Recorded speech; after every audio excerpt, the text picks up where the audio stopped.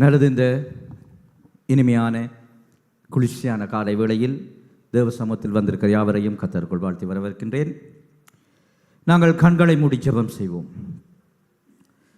மகா இரக்கமும் கிருபை நிறைந்த நல்ல தகப்பனே, அன்பான பிதாவே, உம்முடைய திரு சமூகத்தில் இயேசு கிறிஸ்துவின் வல்லமுள்ள நாமத்தில் இந்த காலை வேளையை ஒப்பு கொடுத்து ஜெபிக்கிறோம். ஆண்டவரே சுவாமி, கர்த்தாவே, நிறைவான ஆவியானவரே, நீர் வரும் பொழுது குறைவுகள் மாறும் என்று சொன்னீரே அப்பா. நிறைவே நீர் இப்பொழுது வந்து எல்லா குறைவுகளையும் அப்பா நிறைவாக்குவீராக சுவாமி. பேசுவது நான் அல்ல, நீர் பேசுவீராக. ஒவ்வொருவருடைய இருதயங்களையும் சுவாமி நல்ல நிலங்களாக மாற்றுங்கப்பா. ஆண்டவரே கர்த்தாவே, வெறுமனே வார்த்தையை கேட்பவர்களாக மாத்திரமல்ல, வெறுமனே வார்த்தைக்கு செவி கொடுப்பவர்களாக மாத்திரமல்ல, இந்த வார்த்தை மூலம் ஒவ்வொருவரும் கனி கொடுக்கின்ற பிள்ளைகளாக மாற்றுங்கப்பா. இயேசுவின் நாமத்தின் நல்ல பிதாவே, ஆமீன். என்னோடு சேர்ந்து திருப்பிக் கொள்ளுங்கள். புதிய ஏற்பாட்டு புத்தகம் மத்தேயு எழுதிய சுவிசேஷம் 24ஆம் அதிகாரம் 40வது வசனத்திற்கு கவனத்தை செலுத்துவோம். மத்தேயு எழுதிய சுவிசேஷம் 24வது அதிகாரம் 40வது வசனத்துக்கு கவனத்தை செலுத்துவோம். அப்பொழுது 2 பேர் வயலில் இருப்பார்கள், ஒருவன் ஏற்றுக்கொள்ளப்படுவான், ஒருவன் கைவிடப்படுவான். ஒருவன் ஏற்றுக்கொள்ளப்படுவான், ஒருவன் கைவிடப்படுவான். எனக்கு அன்பான சகோதர சகோதரிகளே, ஆண்டவராய் இயேசு கிறிஸ்து இந்த உலகத்தில் வாழ்ந்த நாட்களில் சீசர்கள் அவரிடம் கேட்கிறார்கள், ஆண்டவரே, நீங்கள் இப்பொழுது சிலுவையில் மரிக்கப் போகின்றீர்கள். அவர் சொல்லி சில காலங்களின் பிறகு அவர் சிலுவையில் மரித்து அடக்கம் பண்ணப்பட்டு 3ஆம் நாள் உயிர்த்தெழுகிறார். ஆண்டவரே, நீங்கள் இப்பொழுது மரித்து விடுவீர்கள், மீண்டும் நீங்கள் எப்பொழுது வருவீர்கள்? இந்த உலகத்தின் முடிவுக்கும் உம்முடைய வருகைக்கும் என்ன அடையாளம் என்று கேட்கிறார்கள். ஆகவே ஆண்டவர் அவருக்கு அந்த நாளிகையை நான் அறியேன், பிதா மாத்திரம் அறியார் என்று நிறைய காரியங்களை குறித்து மத்த 24ஆம் அதிகாரத்தில் சொல்லுகிறார். ஆனால் அவர் இதை கேட்கின்ற பொழுது ஒரு காரியத்தை அவர்களுக்கு சொல்லுகிறார்.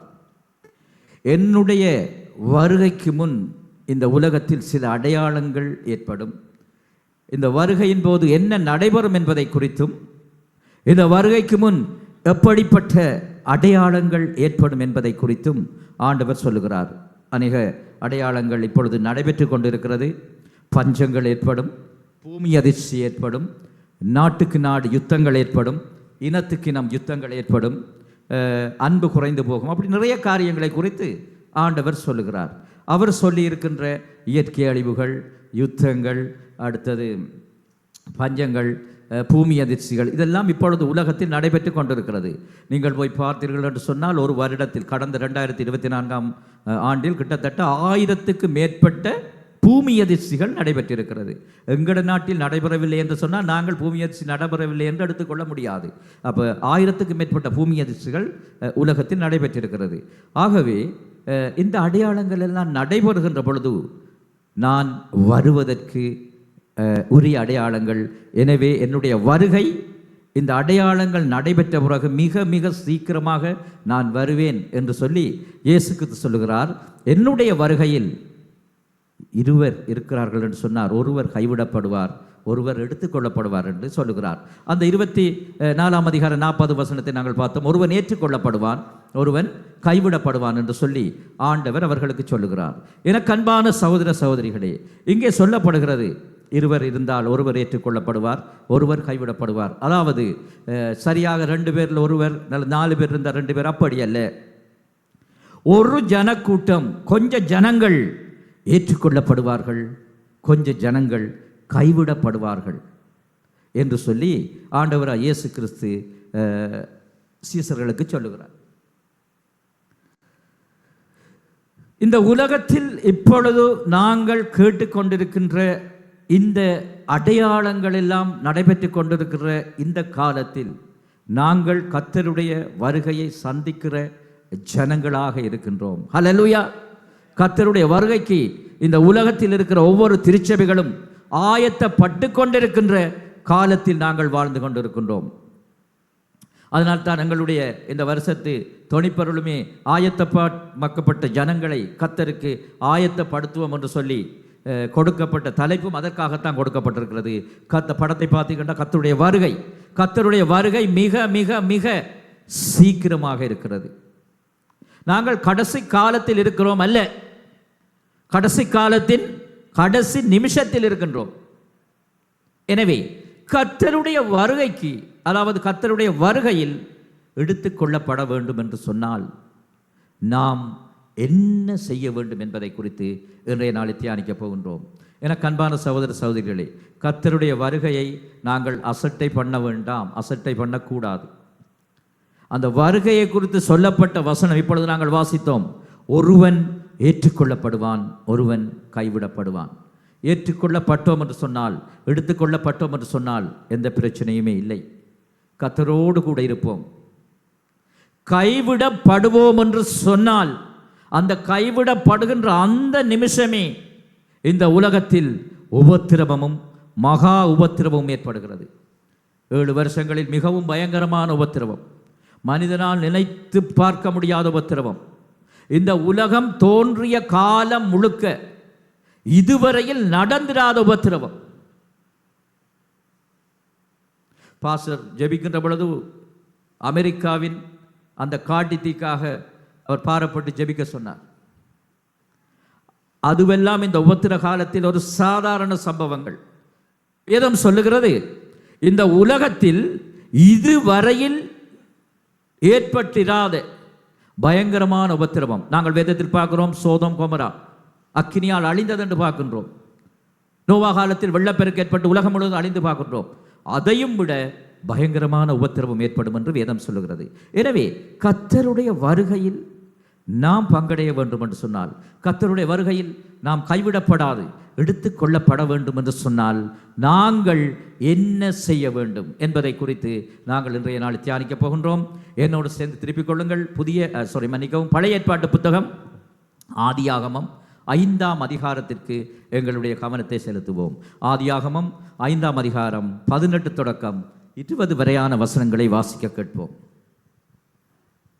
யாரேத் 162 வயதான போது ஏனோக்கை பெற்றான். யாரேத் ஏனோக்கை பெற்ற பின் 800 வருஷம் உயிரோடிருந்து குமாரரையும் குமாரத்திகளையும் பெற்றான். யாரேதுடைய நாளெல்லாம் 962 வருஷம். அவன் மரித்தான். எனக்கு அன்பான சகோதர சகோதரிகளே, நீங்கள் இப்பொழுது யோசிக்கலாம், யாரேத் 162 வயதாகின்ற பொழுது ஏனோக் என்கின்ற ஒரு ஆண் பிள்ளையை பெறுகிறார் என்று சொல்லி. அந்த காலத்தில், நோவாவினுடைய வெள்ளத்திற்கு முற்பட்ட காலத்தில், இப்பொழுது நாங்கள் இருக்கிறது அந்த பழைய உலகம் அழிந்து விட்டது. அதன் பிறகு உருவாகிய நோவாவின் வெள்ளப்பெருக்கின் பிறகுதான் உருவாகிய உலகம். அந்த காலத்தில் ஒருவருக்கு ஆயுள் கொடுக்கப்பட்டது. ஆகக்கூடிய வயது 969 வயது வரைக்கும் வாழ்ந்தார்கள். இங்கே யாரேத் பார்த்தீங்கன்னு சொன்னார், அவர் 962 வயதில் மரிக்கிறார். ஆகவே 162 வயது என்பது வயோதிபர் அல்ல, 162 வயது வாலிப பருவம். அப்ப 162 வயதில் அவருக்கு ஒரு குழந்தை பிறக்கிறது. அந்த குழந்தைக்கு ஏனோக் என்று பெயரிடுகிறார்கள். அப்ப ஏனோக் பிறக்கிறார். அதன் பிறகு அவர் 800 வருடங்கள் உயிரிழந்து மரிக்கிறார். அப்போ 962 வயது. அப்போ நன்றாக கவனித்து பாருங்கள். ஏனென்று சொன்னால், இந்த வயது உங்களுக்கு சரியாக விளங்குமாக இருந்தால் தான் இந்த சம்பவம் இலகுவாக விளங்கிக் கொள்ள முடியும். அப்போ 162 வயதில் ஏனோக் பிறப்பதை நாங்கள் பார்க்கின்றோம். அப்போ 160 வயது பிறக்கின்ற ஏனோக்கை குறித்து இன்றைய நாளில் நாங்கள் பார்க்க போகின்றோம்.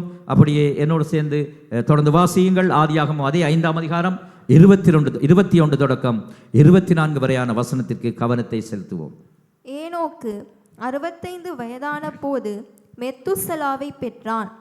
ஏனோக்கு மெத்துசலாவை பெற்ற பின் 300 வருஷம் தேவனோடே சஞ்சரித்து கொண்டிருந்து குமாரரையும் குமாரத்திகளையும் பெற்றான்.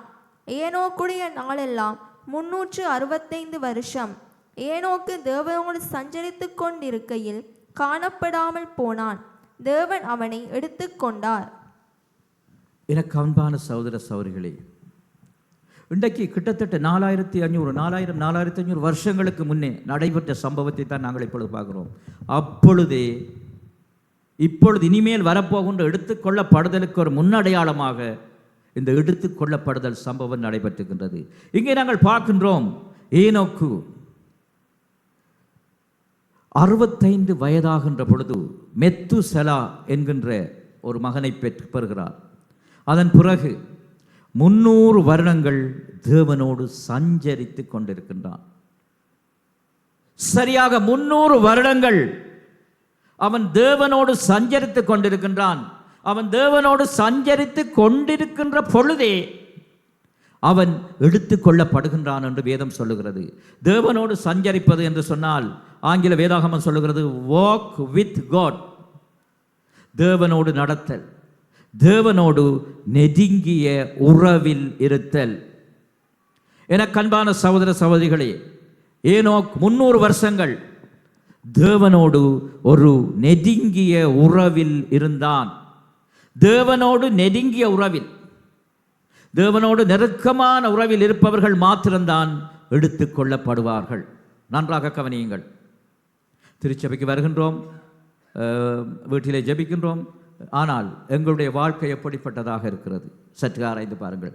தேவனோடு நாங்கள் உண்மையாக தேவனோடு நெருங்கிய உறவில் இருக்கிறோமா? தேவனுடைய உறவில் இருக்கின்ற பொழுதே அவன் எடுத்துக்கொள்ளப்பட்டான் என்று வேதம் சொல்லுகிறது. மீண்டும் அந்த வசனத்தை வாசியுங்கள், 21 தொடக்கம் 24 வரைக்கும். ஏனோக்கு 65 வயதான போது மெத்துசலாவை பெற்றான்.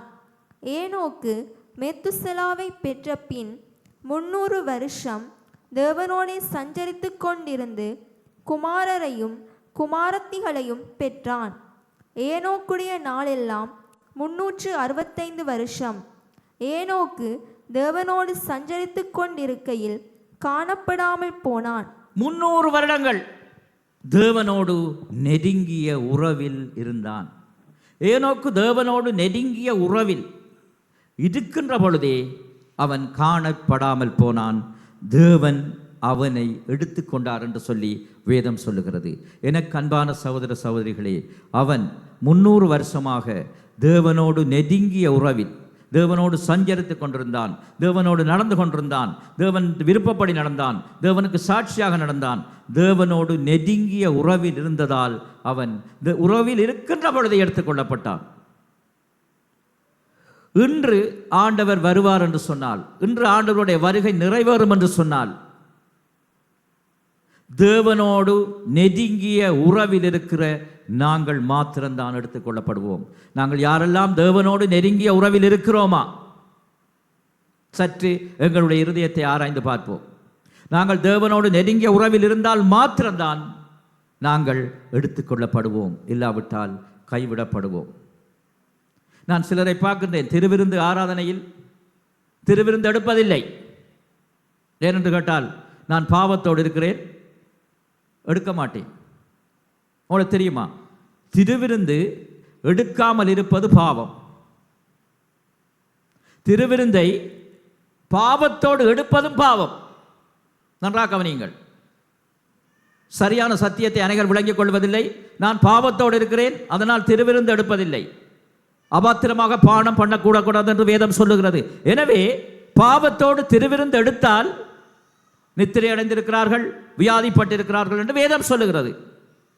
அதற்காக திருவிருந்து எடுக்காமல் நான் இருக்கிறேன் என்றால், நானும் திருவிருந்து எடுக்காமல் இருப்பதும் ஒரு பெரிய பாவம். தேவனோடு திருவிருந்து என்பது தேவனோடு எங்கள் இருக்கின்ற உறவு, அவரோடு இருக்கின்ற ஐக்கியம். திருவிருந்து இரத்தத்தினாலான உடன்படிக்கை. ஆகவே அந்த உடன்படிக்கையில் ஐக்கியத்தோடு இருக்கிறோமா? நான் பாவத்தோடு இருக்கிறேன், அதனால் திருவிருந்து எடுப்பதில்லை. என்ன கருத்து தெரியுமா? அது எனக்கும் ஆண்டவருக்கும் எந்த சம்பந்தமுமே இல்லை, எனக்கும் ஆண்டவருக்கும் இடையில் எந்த உறவும் இல்லை. அப்படிப்பட்டவர்கள் நிச்சயமாக கர்த்தருடைய வருகையில் கைவிடப்படுவார்கள். அவன் தேவனோடு உறவில் இருக்கின்ற பொழுதே எடுத்துக்கொள்ளப்பட்டான் என்று வேதம் சொல்லுகிறது. எனக்கு அன்பான சகோதர சகோதரிகளே, தேவனோடு உறவு என்றால் என்ன? நாங்கள் தேவனோடு பேசுவது ஜெபம். நாங்கள் தேவனோடு பேசுவது ஜெபம். தேவன் எங்களோடு பேசுவது வேதாகமத்துக்கூடாக அநேக வழிகளில் பேசுகிறார். தரிசனங்களுக்கூடாக பேசுகிறார், கனவுகளுக்கூடாக பேசுகிறார், தேவதூதர்களை அனுப்பி பேசுகிறார், ஊழியக்காரர்களை அனுப்பி பேசுகிறார், தீர்க்கதரிசிகளை அனுப்பி பேசுகிறார். ஒவ்வொருவரையும் அனுப்பி ஆண்டவர் பேசுகிறார். அசரீதியாக பேசுகிறார், கனவுகளுக்கூடாக பேசுகிறார். ஆனால் அவர் பேசுகின்ற ஒரு பிரதான வழி 1500 வருஷங்களாக 40 தேவ மனிதர்களை கொண்டு எழுதப்பட்ட இந்த பரிசுத்த வேதாகமத்தில் இருக்கிற வார்த்தைகளுக்கூடாக அவர் பேசுகிறவர். ஆகவே அனுதினமும் அதிகாலையில் எழுந்து தேவனோடு எங்களுக்கு உறவு இருக்கிறதா? நாங்கள் அதிகாலையில் எழுந்து ஜெபிக்கின்றோமா? அதிகாலையில் என்னை தேடுகிறவன் என்னை கண்டடைவான் என்று வேதம் சொல்லுகிறது. அதிகாலையில் எழுந்து தேவனோடு எங்களுக்கு உறவு இருக்கிறதா? ஜெபம் இருக்கிறதா? அதே போன்று வேதத்தை தியானிக்கின்ற வேளையில் அவர் எங்களோடு பேசுகிறாரா? நாங்கள் அவரோடு பேச வேண்டும், அவர் எங்களோடு பேச வேண்டும். ஹல்லேலூயா! நாங்கள் அவரோடு பேசுகிறோமா? அவர் எங்களோடு பேசுகிறாரா? தேவனோடு எங்களுக்கு நெருங்கிய உறவு இருக்கிறதா? சற்று எங்களுடைய இருதயத்தை ஆராய்ந்து பார்ப்போம். இன்றைய நாளில் எத்தனை பேர் நாங்கள் ஜெபித்திருக்கின்றோம்? இந்த வருடம் ஆரம்பித்து கிட்டத்தட்ட 19 20 நாட்கள் 18 நாட்கள் 19 நாட்கள் வந்துவிட்டது. இந்த வருடத்தில் இந்த 19 நாட்களும் ஜெபிக்காதவர்களோடு இருப்போம். ஆராய்ந்து பாருங்கள். ஜெபம் என்பது தேவனோடு இருக்கின்ற உறவு. ஏனோக்கு தேவனோடு சஞ்சரித்துக் கொண்டிருந்தான், நெருங்கிய உறவில் இருந்தால், அதனால் அவனை தேவன் எடுத்துக்கொண்டார். அந்த உறவில் இருக்கின்ற பொழுது அவன் காணாமல் போனான். வேதம் சொல்லுகிறது தேவன் அவனை எடுத்துக்கொண்டார் என்று வேதம் சொல்லுகிறது. இன்னும் நாங்கள் வாழ்ந்து கொண்டிருக்கின்ற இந்த காலகட்டம் இன்னும் முடிவடையவில்லை. இன்னும் கர்த்தருடைய வருகை அது எப்பொழுது நடைபெறும் என்று யாருக்கும் தெரியாது. ஆனால் சீக்கிரமாக நடைபெறும் என்பது மட்டும் எல்லோருக்கும் தெரிந்த ஒரு உண்மையாக இருக்கிறது. மிக மிக சீக்கிரமாக அது நடைபெறும். ஆனால் இது நடைபெறுகிற இன்றைய இருக்கின்ற காலத்திலிருந்து எத்தனையோ வருஷங்களுக்கு முதல் எடுத்துக்கொள்ளப்படுதல் நடைபெற்றிருக்கிறதை நாங்கள் வேதத்தில் பார்க்கின்றோம். எனக்கு அன்பான சகோதர சகோதரர்களே, இன்னும் ஒரு முக்கியமான ஒரு காரணம்தான் பரிசுத்தம். பரிசுத்தம் இல்லாமல் தேவனை யாரும் தரிசிக்க முடியாது என்று வேதம் சொல்லுகிறது. தேவர் சமூகத்தில் நாங்கள் பரிசுத்தமாக இருக்கிறோமா? அனுதினமும் பரிசுத்தமாக இருக்க வேண்டும். ஏனென்றால் எங்கள் இருதயம் ஆண்டவர் வாசம் செய்கின்ற ஆலயம். பரிசுத்தம் என்பது 100% பரிசுத்தம். நாங்கள் பரிசுத்தமாக இருந்தோம் என்றால் மாத்திரம்தான் எங்களுக்கு தேவனோடு உறவு இருக்கும். பாவம் எங்களுக்குள் வருமாக இருந்தால், அல்லது எங்களுக்குள் பாவம் இருக்கும் என்று சொன்னால், நாங்கள் தேவனை விட்டு தூர போயிடுவோம். ஆகவே எங்களை நாங்கள் ஆராய்ந்து பார்ப்போம். சற்று எங்களுடைய இருதயங்களை ஆராய்ந்து பார்ப்போம். இப்பொழுது கர்த்தர் வருவார் என்று சொன்னால், ஏனோக்கு மாதிரி நாங்கள் தேவனோடு உறவில் இருக்கிறோமா? ஏனோக்கை போல தேவனோடு சஞ்சரித்துக் கொண்டிருக்கிறோமா? கர்த்தருடைய வருகை வருமாக இருந்தால் நாங்கள் பரிசுத்தமாக இருந்தோம் என்று சொன்னால்தான் தேவனுடைய வருகையில் நாங்கள் பங்கடைவோம். பரிசுத்தம் இல்லாதவர்கள் கைவிடப்படுவார்கள். இன்னும் ஒன்று வேதம் சொல்லுகிறது, அவர் நீதிமான்கள் ஜெபத்துக்குத்தான் பதில் அளிக்கிறார், பாவிகள் ஜெபத்தை அவர் ஏற்றுக்கொள்ள மாட்டார். எனவே இந்த பாவ விஷயத்தில், பரிசுத்த விஷயத்தில் பரிசுத்தமாக இல்லாமல் இருப்போமா, அல்லது ரகசிய பாவங்களோடு இருப்போமா, அல்லது ஏதோ ஒரு பாவங்களோடு இருப்போமா, உடனே அறிக்கை செய்ய வேண்டும். எந்த நேரத்திலும் ஆண்டவர் வரலாம். அதனால் பரிசுத்தம் இல்லாமல் இருப்போம் என்று சொன்னால் உடனடியாக பாவரைக்க செய்ய வேண்டும். அனுதினமும் பாவரைக்க செய்ய வேண்டும். வீட்டிலே நாங்கள் ஜெபிக்கின்ற வேளையில் அனுதினமும் பாவரைக்கை. ஏன் அனுதினமும் பாவரைக்க செய்ய வேண்டும்? அன்று நாங்கள் தூக்கத்திற்கு போகின்ற பொழுது நித்திரையில் கூட கர்த்தர் வரலாம். எழும்பி பார்ப்போம், பக்கத்தில் இருப்பவர்களை காண மாட்டோம். ஆகவே அனுதினமும் பாவரிக்கை. அதே போன்றுதான் ஒவ்வொரு ஞாயிற்றுக்கிழமையும் ஆராதனையில் வாரந்தோறும் பாவரிக்கை. ஆராதனைக்கு வந்து நாங்கள் பாவத்தை அறிக்கை செய்கிறோம். அதுக்கு பிறகு மாதந்தோறும் பாவரிக்கை. அப்படி மிஸ் பண்ணினா மாதந்தோறும் பாவரிக்கை தான் திருவிருந்து. அனுதினமும் பாவரிக்கை, வாரந்தோறும் பாவரிக்கை, மாதந்தோறும் பாவரிக்கை. பாவம் அனுதினமும் அறிக்கை செய்யப்பட்டு எந்த நேரமும் பரிசுத்தமாக இருக்க வேண்டும். ஏனோக்கு 300 வருஷங்கள் அவன் பரிசுத்தமாக இருந்தான். 300 வருஷங்கள் ஜெபித்தான். 300 வருஷங்கள் தேவனோடு சஞ்சரித்துக் கொண்டிருந்தான். 300 வருஷங்கள் கர்த்தருடைய கட்டளைகளுக்கு கீழ்ப்படிந்தான். அடுத்தது வேதாகமத்தில் சொல்லப்பட்டுள்ள கட்டளைகள். அனைத்து கட்டளைகளுக்கும் கீழ்ப்படிய வேண்டும். வேதத்தில் சொல்லப்படுற ஒவ்வொரு கட்டளைகளுக்கும் கீழ்ப்படிந்திருக்கின்றவர்கள் கர்த்தருடைய வருகையில் பங்கடைவார்கள். எனவே கர்த்தருடைய வருகைக்கு ஏனோக்கு 300 வருஷங்கள் தன்னை ஆயத்தப்படுத்தி கொண்டிருந்ததால், கர்த்தரோடு சஞ்சரித்து கொண்டதால், கர்த்தரோடு நெருங்கிய உறவில் இருந்ததால் அவன் எடுத்துக்கொள்ளப்பட்டான் என்று வேதம் சொல்லுகிறது. எனக்கு அன்பான சகோதர சகோதரிகளே, நாமும் கர்த்தருடைய வருகையில் பங்கடைய வேண்டும் என்று சொன்னால் கர்த்தருடைய வருகைக்காக எங்களை நாங்கள் ஆயத்தப்படுத்தி கொண்டிருக்க வேண்டும். எங்களை நாங்கள் ஆயத்தப்படுத்தியிருக்க வேண்டும். ஆண்டு வருகின்ற பொழுது நாம் அவரோடு நெருங்கிய உறவில் இருக்க வேண்டும். எபிரேயர் 11ஆம் அதிகாரம் 5வது வசனத்தை நாங்கள் வாசிப்போம். புதிய ஏற்பாட்டு புத்தகம் எபிரேயர் 11ஆம் அதிகாரம் 5வது வசனம்.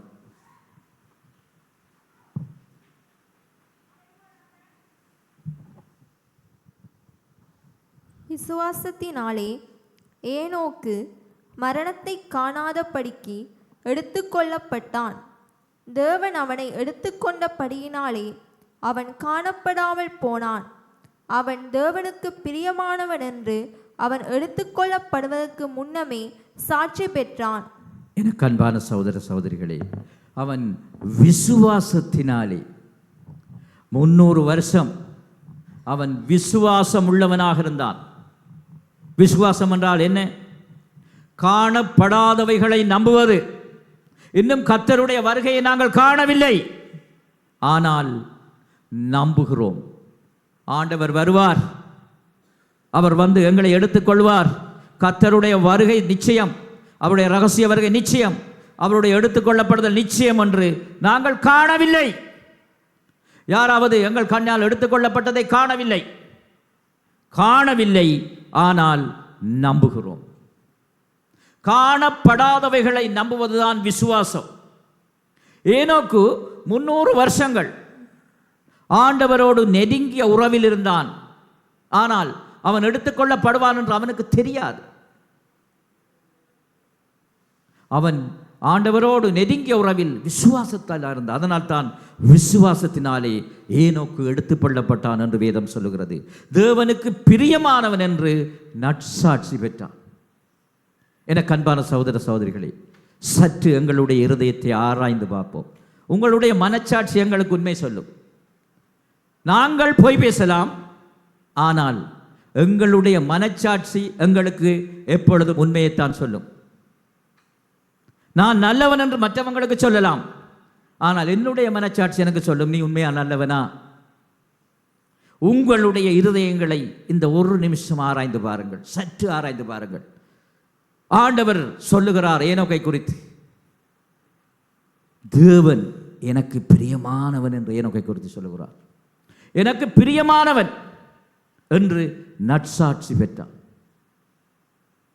கர்த்தருக்கு பிரியமாக இருப்பவர்கள் கர்த்தருடைய வருகையில் பங்கடைவார்கள். சற்று ஆராய்ந்து பாருங்கள். நாங்கள் ஆண்டவருக்கு பிரியமான பிள்ளையாக இருக்கிறோமா? ஆண்டவருடைய சாயலாக இருக்கிறோமா? கிறிஸ்துவின் சாயலுக்கு ஒப்பான பிள்ளைகளாக இருக்கிறோமா? ஆண்டவர் விரும்பியதை செய்கிறோமா? ஆண்டவர் விரும்பிய காரியங்களை செய்கிறோமா? ஆண்டவர் விரும்பாத அநேக காரியங்களை நாங்கள் செய்கிறோம். எனவே கர்த்தருக்கு பிரியமான பிள்ளையாக நாங்கள் ஒவ்வொரு நிமிஷமும் ஆயத்தமாக இருக்க வேண்டும். ஒவ்வொரு நிமிஷமும், எந்த நேரமும் கர்த்தருக்கு பிரியமான பிள்ளையாக இருக்க வேண்டும். இயேசு கிறிஸ்து, ஆண்டவராக இயேசு கிறிஸ்துக்கு பிள்ளையாக நாங்கள் இருப்போம் என்று சொன்னால், ஆண்டவர் வருகின்ற பொழுது தன்னுடைய பிள்ளைகளை அவர் கைவிட மாட்டார். தன்னுடைய பிள்ளைகளை அவர் எடுத்துக்கொள்வார். ஆண்டவருக்கு பிரியமான பிள்ளைகளாக நாங்கள் இருக்கின்ற பொழுது நிச்சயமாக எடுத்துக்கொள்ளப்படுவோம். ஆண்டவருடைய பிள்ளையாக இல்லாத பொழுது நிச்சயமாக கைவிடப்படுவோம். உபத்திரவம் ஆண்டவருடைய பிள்ளைகளுக்கு இல்லை. ஏன்? ஆண்டவருடைய பிள்ளைகள் அந்த உபத்திரவத்தில் பங்கடையக்கூடாது என்பதற்காகத்தான் அவர் வந்து எடுத்துக்கொண்டு போகின்றார். எடுத்துக்கொண்டு போய் பரலோகத்தில் மகிழ்ச்சியாக இருப்போம். அந்த நேரத்தில் தான் இங்கே உபத்திரவம் நடும். உபத்திரவத்தை குறித்து யாரும் பயப்பட தேவையில்லை. எப்பொழுது ஆண்டவருடைய பிள்ளையாக நாங்கள் இருப்போம் என்று சொன்னால் உபத்திரவத்தை குறித்து பயப்பட தேவையில்லை. ஒரு சிலர் சொல்லுவார்கள், பயங்கரமான உபத்திரவம் வருமாம், பயங்கரமான அழிவு வருமாம். அப்பொழுது நான் நினைத்துக் கொள்வேன், இவர் ஆண்டவருடைய பிள்ளை இல்லை. ஆண்டவருடைய பிள்ளையாக இருப்பவர்கள் உபத்திரவத்தை குறித்து சற்றும் சிந்திக்க மாட்டார்கள். ஏன்? உபத்திரவம் வருவதற்கு முன்னே கர்த்தருடைய பிள்ளைகளை எடுத்துக்கொள்வதற்காகத்தான் கர்த்தர் வருகிறார். அவர் ஏன் வருகிறார்? அவருடைய பிள்ளைகளை கைவிடாமல் இருப்பதற்கு. பாருங்கள், ஏனோக்கு தேவனோடு சஞ்சரித்துக் கொண்டிருந்தான். விசுவாசத்தினாலே ஏனோக்கு எடுத்துக்கொள்ளப்பட்டான். ஏனோக்கை குறித்து ஆண்டவர் என்ன சொல்லுகிறார்? தேவனுக்கு பிரியமானவன் என்று நற்சாட்சி பெற்றான். எத்தனை பேர் நாங்கள் இன்று நற்சாட்சி உடையவர்களாக இருக்கின்றோம்? அநேகர் சாட்சிகளை இழந்தவர்களாக இருக்கிறார்கள். சில இடங்களில் சுவிசேஷம் அறிவிக்க போனால் பக்கத்து வீட்டுக்காரர்கள் சொல்லுவார்கள், இந்த சகோதரி எங்கூட சேர்ச்சிக்கா வருகிறார். ஆம். எத்தனை பேர்? நான் சொன்னேன், ஒரு 20 வருஷமாக வருகிறார். சில மாதங்களுக்கு முதல் மிகவும் வேதனையான ஒரு சம்பவம் நடைபெற்றது. ஒரு இந்து பின்னணியைச் சேர்ந்த சகோதரனுக்கும் சகோதரிக்கும் குடும்பத்துக்கும் சுவிசேஷம் அறிவிக்கின்ற பொழுது அவர் பக்கத்து வீட்டு இருப்பவர் உங்களை திருச்சைக்கா வருகிறான்னு கேட்டார். நான் சொன்னேன், ஆமான்னு சொன்னேன். நான் ரட்சிக்கப்படுவதற்கு முன்னே, நான் இந்த திருச்சபைக்கு வந்து 13 வருடங்கள் ஆகிறது, அதற்கு முன்னே அவங்க இருக்கிறாங்கன்னு சொன்னேன். சந்தோஷமாக சொன்னேன். என்ன சொன்னா தெரியுமா? இந்த சகோதரி, இந்த கணவர் இருக்கிறார், இந்த சகோதரி இன்னொருவரை வைத்திருக்கிறார் என்று சொன்னார். சரியான வேதனையாக இருந்தது. எனக்கு நம்ப முடியாமல் இருந்தது.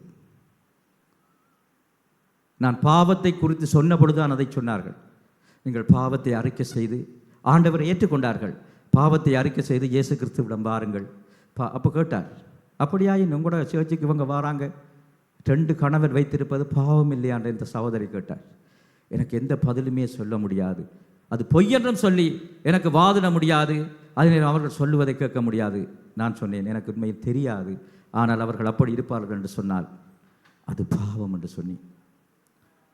அதன் பிறகு நான் நினைக்கின்றேன், அந்த வீட்டுக்கு போவது மிகவும் கஷ்டமாக இருந்தது. இப்பொழுது நான் உங்களை வழி நடத்துகிற சில நேரம் அவர்கள் ரட்சிக்கப்பட்டு எதிர்வரும் காலங்களில் திருச்சபைக்கு வர முடியும். அவர்கள் இந்த சகோதரியின் சாட்சி இல்லாத நிமித்தம் இயேசு கிறிஸ்துவை ஏற்றுக்கொள்வது அவர்களுக்கு கஷ்டமாக இருந்தது. அவர்கள் இன்னும் ஒரு காரியம், நான் நினைக்கின்றேன், அதன் பிறகு ஒரு 2 வாரங்களோ 3 வாரங்களுக்கு பிறகு நான் அந்த தேசத்தில் சுவிசேஷம் அறிவித்து விட்டு ஒரு 10 மணி போல் வீட்டுக்கு வருகிறேன். ஒரு 10 மணி இருக்கும் நினைக்கின்றேன். ஒருவர் ஓடி வந்து என்னோடு கதைக்க வேண்டும் என்று சொன்னார். யாரென்று கேட்க, நான் இப்போ சொன்ன அந்த சகோதரியினுடைய கணவர். அவர் சொன்னார், என்னுடைய மனைவி இன்னொருவரோடு தொடர்பாக இருக்கிறார் பாஸ்டர், கொஞ்சம் புத்தி சொல்லுங்க என்று சொன்னார். 2 சாட்சிகள் உறுதிப்படுத்தியது. மிகவும் வேதனையாக இருந்தது. நிச்சயமாக கர்த்தருடைய வருகையில் கைவிடப்படுவீர்கள். இப்படிப்பட்டவர்களுக்கு தான் உபத்திரவம். ஏன்? மற்றவர்கள் ரட்சிக்கப்படாத அளவு நாங்கள் சாட்சி இல்லாதவர்களாக இருக்கக்கூடாது. எங்களுடைய சாட்சியின் நிமித்தம் அநேகர் ரட்சிக்கப்படுவார்கள். மிக மிக முக்கியம் சாட்சி. ஆலயத்துக்கு வருகின்றோம், ஜெபிக்கின்றோம், கிறிஸ்தவர்கள் வாழ்கின்றோம். நீங்கள் நினைக்க வேண்டாம், எங்களோட சாட்சியை இழந்தோம் என்று சொன்னால், நாங்கள் சாட்சி இல்லாமல் இருப்போம் என்று சொன்னால், எங்களால் ஒரு கிராமமே ரட்சிக்கப்படாமல் போய்விடும், ஒரு தேசமே ரட்சிக்கப்படாமல் போய்விடும். கவனமாக இருங்கள். எனக்கு அன்பான சகோதர சகோதரிகளே, நாங்கள் நற்சாட்சி இல்லாமல் வாழ்வோம் என்று சொன்னால் அது மிகவும் பயங்கரமானது. நிச்சயமாக கர்த்தருடைய கோபாக்கினைக்கு உட்படுவீர்கள். எனக்கு மிகவும் வேதனையாக இருந்தது. நான் அவர்களிடம் மன்னிப்பு கேட்டேன். கேட்டார்கள், உங்களோட சேர்ச்சிக்கு நான் சொன்ன எங்களோட திருச்சபை வருகிறார், நான் அதற்காக மன்னிப்பு கேட்கிறேன். அது சகோதரி என்ன கேட்டால் தெரியுமா? இவன் 4-5 வருஷமாக இன்னொரு ஆளை வச்சிருக்கிறதுக்கு நீங்கள் என் பாஸ்டர் மன்னிப்பு கேட்குறேன்னு கேட்டார். நான் மன்னிப்பு கேட்டு தாழ்ந்து அவங்களோட பழகி என்னுடைய சாட்சியாவது நான் பாதுகாக்க வேண்டும் என்று சொல்லி நான் வேதனைப்பட்டேன். அன்று ஒரு தீர்மானம் எடுத்தேன். அவர்களை தாழ்ந்து எந்த அளவுக்கு மன்னிப்பு கேட்டாவது அவர்கள் இருதயத்தை வெல்ல வேண்டும் என்கிற ஒரு தீர்மானம் எடுத்தேன். எனக்கு அன்பான சகோதர சகோதரிகளே, இது நான் ஒரு கதை தான் சொல்லுகிறேன். எத்தனையோ பேர் குடிக்கிற குடி, வைன் ஷாப்பிலிருந்தே மற்றவர்களோட குடித்து கொண்டிருந்து ஃபோன் பண்ணி பாஸ்டரோட காய்க்கிறவங்க இருக்கிறாங்க. பாஸ்டர் நான் இப்போ அப்போ பக்கத்தாக்களுக்கு தெரியும் இவர் கிறிஸ்டியன் என்று, எந்த சர்ச்சுக்கு போகிறோன்னு பேரை சொல்லி கதைக்கிறவர்கள் இருக்கிறார்கள். நீங்கள் சாட்சி இல்லாவிட்டால் அநேக ரட்சிப்பை இழந்து விடுவார்கள். நான் மிக அன்பாக வேண்டிக் கொள்கிறேன், அதை எச்சரிக்கையாக கூட சொல்கிறேன். உங்கள் இருதயங்களை, எங்களுடைய இருதயங்களை சற்று ஆராய்ந்து பார்ப்போம். சாட்சி இல்லாமல் இருக்கிறோமா? இன்றே மனம் திரும்பி, இன்றே தீர்மானம் எடுத்து, ஆண்டவரே என்னை மன்னியும், என்னுடைய சாட்சி இல்லாமை நிமித்தம் மற்றவர்கள் ரட்சிக்கப்படுவதற்கு, மற்றவர்கள் உம்மண்டையில் கிட்டு சேர்வதற்கு நான் சாட்சி இல்லாமல் இருக்கிறேன். ஆண்டவரே என்னை மன்னியும், என்றிருந்து நான் நற்சாட்சி உள்ளவனாக வாழுகிறேன். அப்பா, உம்முடைய வருகையளவும் நான் நற்சாட்சி உள்ள பிள்ளையாக வாழுகிறேன். என்னை பார்க்கிறவர்கள் உம்முடைய சாயலை காண வேண்டும். என்னை பார்க்கிறவர்கள் இவர் கிறிஸ்தவன், கிறிஸ்துவின் சாயலுக்கு ஒப்பானவன் என்று பார்த்து உம்மண்டையில் என்னுடைய சாட்சியின் நிமிடம் மற்றவர்கள் ரட்சிக்கப்பட வேண்டும் சொல்லி நாங்கள் ஒரு தீர்மானம் எடுக்க வேண்டும். அப்பொழுதுதான் இந்த தேசம் எழுப்புதலை காணும், இந்த தேசம் ரட்சிக்கப்படும். எனக்கு அன்பான சகோதர சகோதரிகளே, சாட்சி உள்ளவர் அங்கே பார்க்கின்றோம், அவன் நற்சாட்சி பெற்றான்.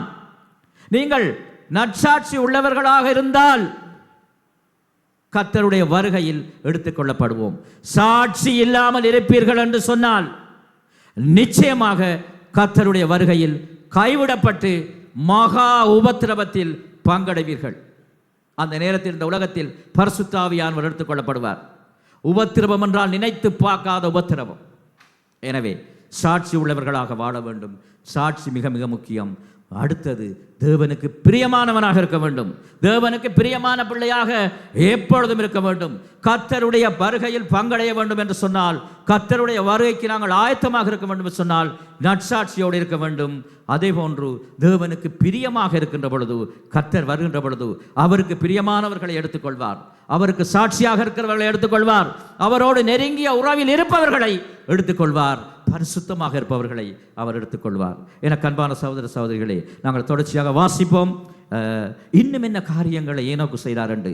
யூதா 14-15. யூதா ஒரு அதிகாரத்தை கொண்டது, அதனால் தேட வேண்டாம், ஒரே அதிகாரம் தான் அது. 14-15 வசனங்கள்.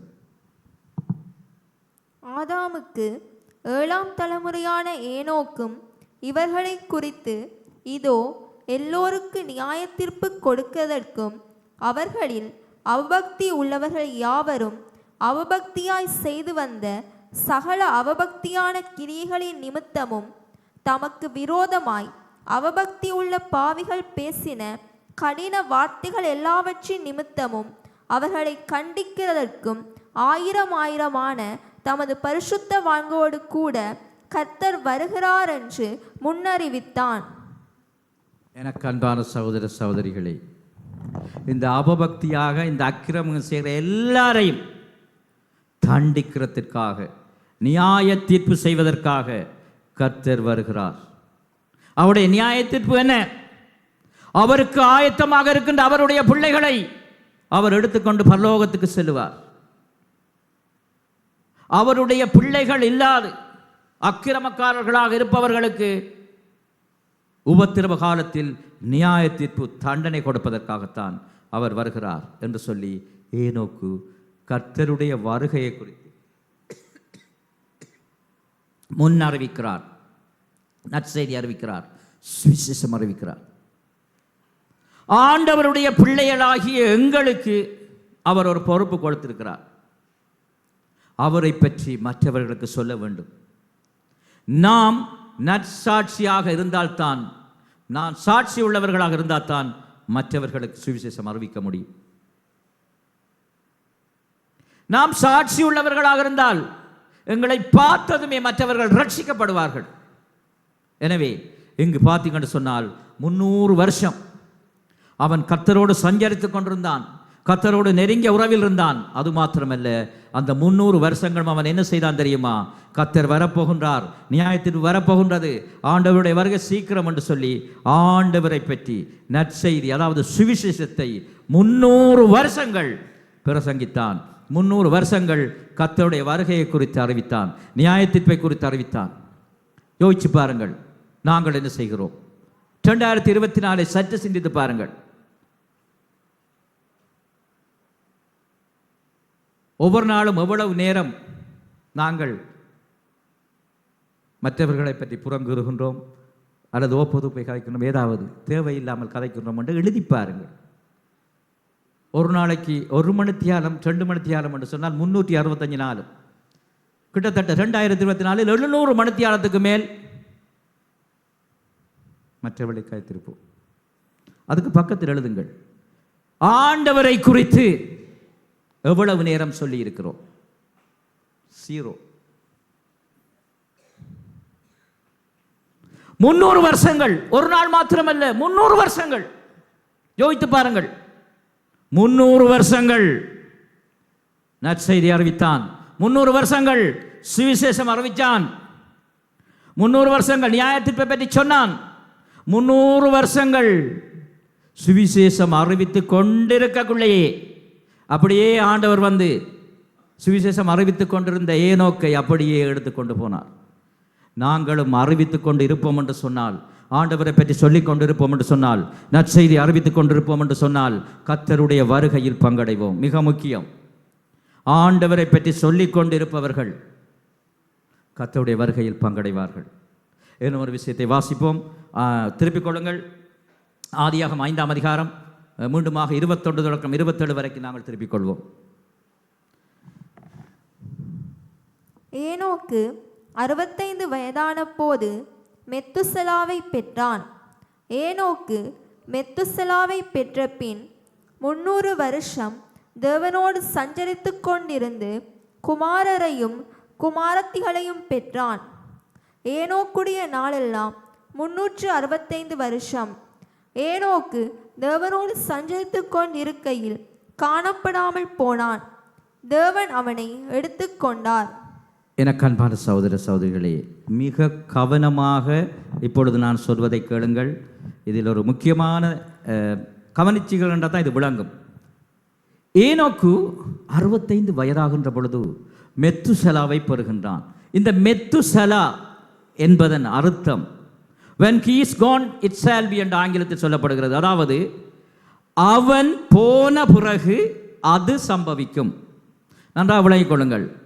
இந்த மெத்துசலா என்கின்ற பெயரின் அர்த்தம் அவன் போன பிறகு, அதாவது இந்த பிள்ளை மரணம் அடைந்த பிறகு அது சம்பவிக்கும். எது சம்பவிக்கும்? ஏனோக்கு இப்ப சொல்லுகின்ற நியாய தீர்ப்பு, அழிவு சம்பவிக்கும். அப்ப இப்பொழுது சொல்லிக் கொண்டிருக்கிறார் என்ன? மனம் திரும்புங்கள், மனம் திரும்புங்கள், நியாய தீர்ப்பு வரப்போகிறது, மனம் திரும்புங்கள், அழிவு வரப்போகிறது, மனம் திரும்புங்கள், கர்த்தர் அழிவை கொண்டு வரப்போகின்றார், அக்கிரமக்காரர்களை மனம் திரும்புங்கள், மனம் திரும்புங்கள் என்று நற்செய்தி அறிவித்துக் கொண்டிருக்கின்றான். அப்பொழுது எப்பொழுது அவன் இந்த நற்செய்தி சொல்ல ஆரம்பிக்கிறேன் என்று சொன்னால், சரியாக 65 வயதில் ஏனோக்குக்கு ஒரு குழந்தை பிறக்கிறது. அந்த குழந்தையின் பெயரை ஆண்டவரே சொல்லி வைக்கின்றார். அதனால்தான் அந்த பெயர் அர்த்தமுள்ளதாக வைக்கப்படுகிறது. மெத்துசலா. மெத்துசலா என்று சொன்னால் இந்த குழந்தை மரணம் அடைந்த உடனே, இந்த குழந்தை மரணம் அடைந்த உடனே அழிவு வரும். பிள்ளையின் பெயர். அப்ப பிள்ளையை காட்டி காட்டி என்ன சொல்லுகிறார்? இந்த குழந்தை மரணித்த உடனே நான் இப்பொழுது சொல்லுகின்ற அழிவு வரும். இந்த குழந்தை மரணித்த உடனே அழிவு வரும். அப்ப பிள்ளையினுடைய பெயரிலும் ஆண்டவர் ஒரு எச்சரிப்பை கொடுக்கிறார். ஏனோக்கு எப்படி சுவிசேஷம் அறிவித்திருப்பான்? பிறந்த பிள்ளையை தூக்கி கொண்டு, இந்த பிள்ளையை பாருங்கள், இந்த பிள்ளை எபிரேய மொழி, இந்த பிள்ளையினுடைய பெயர் மெத்துசலா. மெத்துசலா என்று சொன்னால் எல்லோருக்கும் விளங்கும். இந்த பிள்ளை மரித்தவுடன் இவர் சொல்லுகின்ற நியாய தீர்ப்பு வரும் என்று சொல்லி குழந்தையை காண்பித்து காண்பித்து காண்பித்து, அதுக்கப்புறம் அந்த குழந்தை 300 வருஷம் கொஞ்ச காலத்தில் பிள்ளை வளர்ந்துடும். வளர்ந்த பிறகு கையிலே பிடித்து கூட்டிக் கொண்டு, இந்த பிள்ளையை பாருங்கள், பெயரை பாருங்கள், ஆண்டவர் சொல்லி இருக்கிறார், மெத்துசலா என்று வைக்க சொன்னார். மெத்துசலா என்று சொன்னால் என்ன? இந்த பிள்ளை, இப்பொழுது இருக்கின்ற பிள்ளை மரித்த உடனே அழிவு வரும் என்று சொல்லி மெத்துசலா என்கின்ற அந்த பிள்ளையின் பெயரிலேயே ஆண்டவர் ஒரு எச்சரிப்பை கொடுப்பதை நாங்கள் பார்க்கின்றோம். 300 வருஷங்களாக பிள்ளையை காண்பித்து, அதுக்கப்புறம் பிள்ளை வளர்ந்துட்டார். 300 வருஷம், இவருக்கு 300 வருஷம். 300 வருஷம் பாருங்கள், வளர்ந்து ஒரு வாலிப வயதாக வந்த பிறகும் இவரை கூட்டிக் கொண்டு மதிக்கப் போகின்ற வயதில் எடுத்துக்கொள்ளப்படுகின்றது வரைக்கும் மெத்துசலாவை கூட்டிக் கொண்டு காண்பித்து காண்பித்து காண்பித்தே நற்செய்தி அறிவிக்கிறார். யோசித்து பாருங்கள். ஆண்டவர் பேரிலும் ஒரு எச்சரிப்பை கொடுத்து மெத்துசலாவோடு சேர்ந்து மெத்துசலாவையும் கூட்டிக் கொண்டு நற்செய்தியை அறிவிக்கத்தக்கதாக கர்த்தர் ஆயத்தப்படுத்துகிறார். இன்னும் ஒரு மிக முக்கியமான விஷயத்தை கவனியுங்கள். வாசியுங்கள் 5ஆம் அதிகாரம் 25வது வசனத்தை. மெத்துசலா 187 வயதான போது லாமேக்கை பெற்றான். நன்றாக கவனிங்கள். இப்பொழுது மெத்துசலா அவருக்கு 187 வயது. இப்பொழுது ஏனோக்கு கூட விஷயத்தை நாங்கள் ஏனோக்கு அப்படியே இருக்கட்டும் பார்ப்போம். மெத்துசலாக்கு 187 வயசு. அப்பொழுது லாமேக் பிறக்கிறார். இந்த 187 ஞாபகம் வைத்துக் கொள்ளுங்கள். மிக விரைவாக வாசியுங்கள். 5ஆம் அதிகாரம் 28 தொடக்கம் 29. லாமேக்கு 182 வயதான போது ஒரு குமாரனை பெற்று, கர்த்தர் சபித்த பூமியிலே நமக்கு உண்டான வேலையிலும் நம்முடைய கைகளின் பிரயாசத்திலும் இவன் நம்மை தேற்றுவான் என்று சொல்லி அவனுக்கு நோவா என்று பெயரிட்டான். இந்த நோவா பிறக்கின்ற பொழுது லாமேக்கு 182 வயது. இந்த நோவா பிறந்ததும் இப்ப உங்களுக்கு தெரியும், மெத்துசலா மரித்த உடனே அழிவு வரும். இப்ப நோவா பிறந்தவுடன் உங்களுக்கு தெரியும் எப்படிப்பட்ட அழிவு வரப்போகிறது. வெள்ளத்தினால் அழிவு, ஜலப்பிரளயத்தினால் அழிவு வரப்போகிறது. இப்போ கொஞ்சம் உங்களுக்கு இந்த கதை விளங்கி இருக்கும், இந்த சம்பவம் விளங்கி இருக்கும் நினைக்கின்றேன். திரும்பவும் சொல்லுகின்றேன், மெத்துசலா 187 வயதில் லாமேக்கை பெறுகின்றான். லாமேக்கு பிறக்கின்ற பொழுது மெத்துசலாவுக்கு 187 வயது. லாமேக்கு நோவாவை பெறுகின்ற பொழுது லாமேக்கு நோவாவை பெறுகின்ற பொழுது 182 வயது. அப்ப லாமேக்கு 187 182 கூட்டி பாருங்கள், 369. அப்படியே வைத்துக் கொள்ளுங்கள். 180 180 360 7 2 9 369 வயது. மெத்துசலாக்கு 369 வயதாகின்ற பொழுது நோவா பிறக்கிறார். நோவா பிறக்கின்ற பொழுது மெத்துசலாவுக்கு 369 வயது. ரைட். இப்பொழுது வாசிப்போம். ஆதியாகமம் 7:11 வாசியுங்கள். நோவாவுக்கு 600ஆம் வயதாகும் வருஷம் 2ஆம் மாதம் 17ஆம் தேதியாகிய அந்நாளிலே மகா ஆழத்தின் ஊற்றுக்கண்கள் எல்லாம் பிளந்தன, வானத்தின் மதகுகளும் திறமுண்டன. ஜலப்பிரளயம் ஏற்படுகிறது. நிலம் பிளந்து தண்ணி வருகிறது. வானம் திறக்கப்பட்டு மழை பெய்கின்றது. 40 இரவும் பகலும் மழை. அங்கே வாசித்து பாருங்கள். வெள்ளப்பெருக்கு, ஜலப்பிரளயம் ஏற்படுகிறது. நோவாவுக்கு 600 வயது, சரியாக 600 வயதில் மாதம் திகதி எல்லாம் எழுதப்பட்டிருக்கிறது. நன்றாக கவனிங்கள். பரிசுத்த ஆவியானவர் எத்தனையாம் மாதம் எத்தனையாம் தேதி வெள்ளம் வந்தது என்று இங்கே எழுதியிருக்கிறார். சரித்திரத்தில் உண்மையாக நடைபெற்ற சம்பவத்தை மாதத்தோடும் திகதியோடும் எழுதப்பட்டிருக்கிறது. வேதம் சத்திய வேதாகமம். இது சத்திய வேதாகமம். அங்கே பார்த்தீங்கன்னு சொன்னால் நோவாவுக்கு 600 வயது. நோவாவுக்கு 600 வயதில் வெள்ளம் வருகிறது. அப்போ ஏற்கனவே கணக்கு பார்த்து வைத்திருந்தோம் 369. 600ஐயும் 369ஐயும் கூட்டினால் எத்தனை? 969. மெத்துசலாவிற்கு 969 வயதாகின்ற பொழுது வெள்ளம் வருகிறது. நன்றாக கவனியுங்கள். மெத்துசலாக்கு இப்போ 969 வயதில் வெள்ளம் வருகிறது. மெத்துசலா என்றால் என்ன? இவன் மரித்த உடனே வெள்ளம் வர வேண்டும். இவன் மரித்த உடனே வெள்ளம் வர வேண்டும். அப்படியாயின் மெத்துசலா 969 வயதில் மரிக்க வேண்டும். அப்படி மரித்தால் தான் 969 நம்மளுடைய கணக்கின்படி 969 வயதில் வெள்ளம் பெற வேண்டும். இவன் மரிக்கின்ற பொழுது வெள்ளம் வரும். இவன் மரிக்கின்ற பொழுது நியாயத்தீர்ப்பு வரும். இவன் மரிக்கின்ற பொழுது அழிவு வரும். இவன் மரிக்கின்ற பொழுது இவன் மரித்ததும் அது சம்பவிக்கும். எது சம்பவிக்கும்? நியாயத்தீர்ப்பு வரும், அழிவு வரும் என்று சொல்லி இவனுடைய பெயரிலேயே ஏனோக்கு 300 வருஷம் நற்செய்தி அறிவித்தார். வாசியுங்கள். ஆதியாகமம் 5:27. மெத்துசலாவுடைய நாளெல்லாம் 969 வருஷம் அவன் மரித்தான். 969 வயதில் மரித்தான். ஹல்லேலூயா! எங்கே உற்சாகமாக கரங்களை தட்டி கர்த்தருடைய நாமத்தை மகிமைப்படுத்துவோம். மெத்துசலாக்கு 969 வயதாகின்ற பொழுது அவன் மரித்தான். மெத்துசலாவின் பெயர் என்ன? இவன் மரிக்கின்ற பொழுது வெள்ளம் வரும். எனவே இந்த வேதாகமத்தில் நாங்கள் பார்ப்பதில்லை அவனுக்கு 600 வயது, இவனுக்கு 187 வயது. இந்த வயதுகள் கணக்குகளை எல்லாம் விட்டுத்தானே வாசிப்பது. நன்றாக கூட்டி பாருங்கள். 969 வயது மெத்துசலா மரிக்கிறான். மெத்துசலா மரித்த உடனே வெள்ளம் வருகிறது. 2 கணக்கும் சரியாக இருக்கிறது. வேதம் சொல்லுகிறது மெத்துசலா 969 வயதில் மரித்தான் என்று. எனக்கு அன்பான சகோதர சகோதரிகளே, 300 வருஷமாக ஏனோக்கு பிள்ளையை தூக்கி கொண்டு பிள்ளையை கூட்டிக் கொண்டு சுவிசேஷம் அறிவித்தான் அல்லவா, நற்செய்தி அறிவித்தான் அல்லவா. என்னவென்று சொன்னான், என்னுடைய பிள்ளையை பாருங்கள், இந்த பிள்ளைக்கு ஆண்டவர் மெத்துசலா என பெயர் சொல்ல சொல்லியிருக்கிறார். மெத்துசலா என்று சொன்னால் இந்த பிள்ளை மரித்தவுடன் வெள்ளம் பெறும், நியாயத்தீர்ப்பு வரும் என்று சொல்லி சொல்லி சொல்லி சுவிசேஷம் அறிவித்தான். அவன் அறிவித்துக் கொண்டிருக்கிற பொழுது கர்த்தர் அவனை எடுத்துக்கொண்டார். அவன் கர்த்தரிடம் எடுத்துக்கொள்ளப்பட்டான். ஆனால் அவன் காணவில்லை, அவன் விசுவாசத்திலே அறிவித்தான். ஆனால் அவனுடைய பிள்ளை மெத்துசலா மரிக்கின்ற பொழுது வெள்ளம் வருகிறது. நோவா பிறக்கிறார். நோவா 600 வயது சரியாக வெள்ளம் வருகிறது. பாருங்கள், கணக்கு சரியாக இருக்கிறது. அவன் மரித்ததும் வெள்ளம் வருகிறது. எனக்கு அன்பான சகோதர சகோதரிகளே, கர்த்தர் சொன்னால் சொன்ன மாதிரி நடைபெறும். நிமிஷம் கூட மாறாது, செகண்ட் கூட மாறாது. ஹல்லேலூயா! உற்சாகமாக கரங்களை தட்டுவோம். ஹல்லேலூயா! இந்த உலகத்தில் வேதாகமத்தில் சொல்லப்பட்டுள்ள அநேக தீர்க்கதரிசனங்கள் நிறைவேறிவிட்டது. இப்பொழுது நிறைவேற இருக்கிற தீர்க்க தரிசனம் என்ன தெரியுமா? கர்த்தருடைய வருகை. கர்த்தருடைய வருகைக்கு யோசித்து பாருங்கள். மெத்துசலாக்கு இன்றைக்கு 4500 வருஷங்களுக்கு முதல் மெத்துசலா என்ற பெயரை வைத்தே கர்த்தர் நற்செய்தி அறிவித்தவர். இன்று ஆண்டவராய் இயேசு கிறிஸ்து சொன்ன அனைத்து அடையாளங்களும் உலகம் முழுவதும் நடைபெற்றுக் கொண்டிருக்கிறது. கர்த்தருடைய வருகை மிக மிக சீக்கிரமாக இருக்கிறது. நாங்கள் யாவரும் தேவனுடைய சமூகத்தில் எழுந்திருப்போம். கண்களை மூடுவோம். சில நிமிடங்கள் நாங்கள் எங்களை ஆராய்ந்து பார்ப்போம். கண்களை மூடி நாங்கள் எங்களை ஆயத்தப்படுத்திக் கொள்வோம். எனவே உலகில் ஏற்பட போகிற ஜலப்பிரளயத்தை குறித்து மெத்துசலாவின் பெயரிலும் ஆண்டவர் ஒரு எச்சரிக்கையை கொடுத்தார். எல்லோருமாக தயவு செய்து எழுந்திருப்போம். கண்களை மூடுவோம். பாருங்கள், ஏனோக்கு 300 வருஷங்கள் நற்செய்தி அறிவிக்கிறான். நியாய தீர்ப்பை குறித்து சொல்கிறான். மெத்துசலாவை கூட்டிக் கொண்டு அவன் அவருடைய பெயரிலேயே நற்செய்தி அறிவிக்கிறான். கர்த்தருடைய வருகையை முன்னறிவிக்கிறான். சற்சாட்சியாக இருக்கிறான். கர்த்தருக்கு பிரியமானவனாக இருக்கிறான்.